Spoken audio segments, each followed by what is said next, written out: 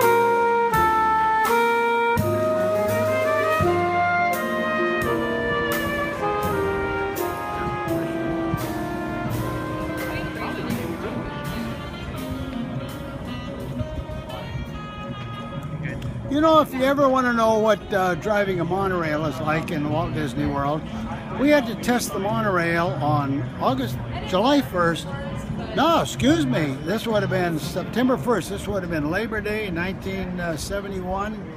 The structural engineers that designed the Contemporary Hotel thought that if a monorail went through there, it would be like an elevated train, you know, steel rails, and it would shake the building. We said, no, it's not going to bother the building one bit. So, since I was the seismology expert in Disney at that time, we had a seismograph, a little portable one. So we bolted it down to the track, and then, even as you know, the monorail goes through the Contemporary Hotel at 5 miles per hour. Well, on that day, since all the employees were able to go home for Labor Day, I was able to drive the monorail through the Contemporary Hotel to test the shake of the monorail on the hotel at 43 miles per hour. Now, it's a very small opening that you go through. I swear, the first time I went through, that opening was going to close down smaller than I was going through this thing. Train went right through the station. The recording of the seismograph never recorded a thing, no vibration whatsoever, and they said, do it 2 more times. I was just thrilled to death. The only time this is ever going to happen, do 2 more laps around the park, come ripping through from the south side, go right through the Contemporary Hotel, 43 miles an hour with only about 5 people present. I wish somebody would have recorded that, because I got that in my head as the wildest thing I ever got away with, driving monorails at Walt Disney World. Interestingly, the top of the bar here in Walt Disney World depicts the original drawing I made of the monorail proposal to Walt Disney in October of 1958.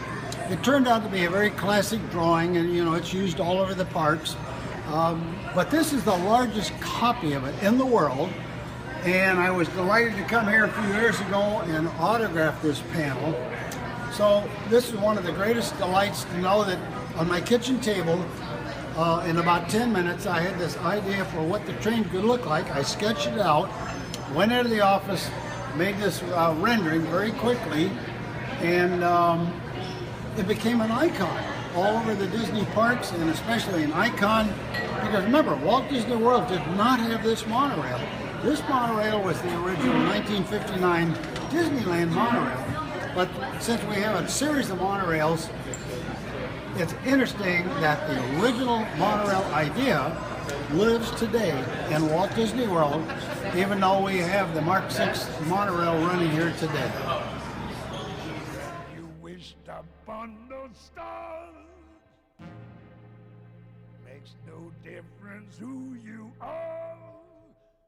Your dreams are gone.